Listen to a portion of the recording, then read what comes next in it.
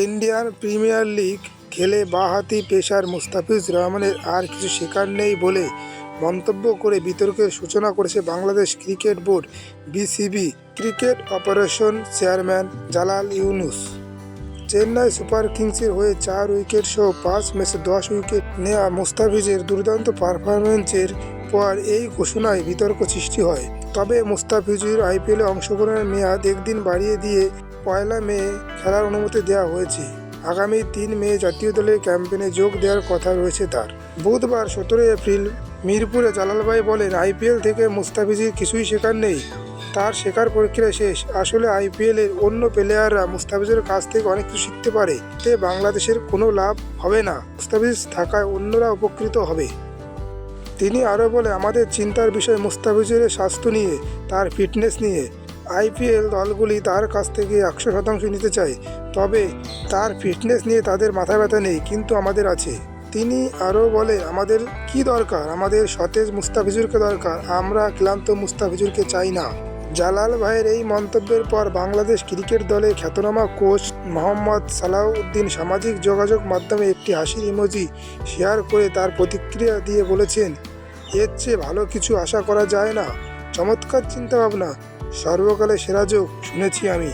মুস্তাফিজের ওয়ার্কলোডের কথা ভেবে একথা বলেছেন, এমনকি 2021 সালে উদাহরণ দিয়ে বলেছেন, সাকিব ও মুস্তাফিজুর রহমান তখন সরাসরি আইপিএল থেকে ওয়ার্ল্ড কাপ খেলতে গিয়েছিল এবং দুজনেই খুব ক্লান্ত ছিল। আইপিএলের ব্যস্ত শিডিউলের মধ্যে বিশ্রামের কোনো সময় থাকে না। 2016 সালে মুস্তাফিজুর রহমান প্রথম আইপিএল খেলেছিল হায়দ্রাবাদের হয়ে, সেখানে তার অসাধারণ পারফরম্যান্স ছিল।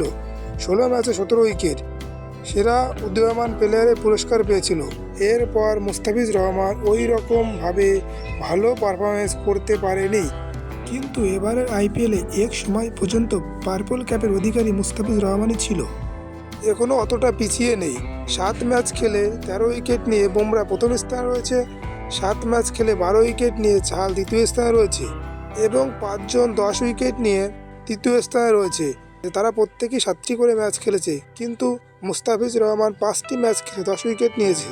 সেই হিসাবে দেখতে গেলে মুস্তাফিজুর রহমানের বেশ ভালো পারফরম্যান্স রয়েছে সিএসকের হয়ে। এখন জালাল ভাই যে কথাটা বলেছে, আইপিএল থেকে মুস্তাফিজুর রহমানের আর কিছুই শেখার নেই, এটা কি ঠিক? আমি মনে করি ঠিক না। মুস্তাফিজের শেখার প্রসেস শেষ, আমি মনে করি ঠিক না। মুস্তাফিজের কাছ থেকে অন্যরা শিখছে, এটা কি ঠিক? আমি মনে করি এটা ঠিক। সবাই সবার কাছ থেকে শিখতে পারে, শেখার প্রসেস কখনো শেষ হতে পারে না, সেটা যে কোনো বিষয় হোক না কেন। সচিন তেন্ডুলকার স্যার তার জীবনের শেষ টেস্ট ম্যাচ থেকেও কিছু না কিছু শিখেছে। শেখার প্রসেস জীবনের যে কোনো ফিল্ডে শেষ হতে পারে না। তাই জালাল ভাইয়ের এই কথাটা কখনোই সঠিক বলে মানতে পারছি না। মুস্তাফিজ 5 ম্যাচ খেলেছে, আরও 4 ম্যাচ খেলবে 19, 23 ও 28 ও আগামী মাসের 1 তারিখে। এই 4 ম্যাচ খেলার পরেও তার আরও শেখার আছে, কারণ ভিন্ন ভিন্ন মাঠে খেলছে, ভিন্ন ভিন্ন কন্ডিশনে খেলছে, ভিন্ন ভিন্ন চ্যালেঞ্জের মুখে পড়ছে। এর ফলে মুস্তাফিজুরের লাভ হচ্ছে, এটা আমি নিজে মনে করি। কিন্তু জালাল ভাইয়ের একটা কথা ধরে বাকি কথাগুলি উড়িয়ে দিলে চলবে না। 2021 সালে সাকিব ও মুস্তাফিজুর ক্লান্ত ছিল, এটা সঠিক। আইপিএলে প্রতিটা ম্যাচের পর 2-3 দিন করে গ্যাপ থাকে, এটা মুস্তাফিজুরের ক্ষেত্রেও থাকে, কিন্তু ট্রাভেলিংয়ের জন্য শরীর ক্লান্ত হয়ে পড়ে। কিন্তু এদিকে বাংলাদেশ ও জিম্বাবুয়ে সিরিজের ম্যাচগুলির মধ্যে খুব একটা গ্যাপ নেই। 3 তারিখ থেকে খেলা শুরু হবে এবং 12 তারিখে শেষ হবে।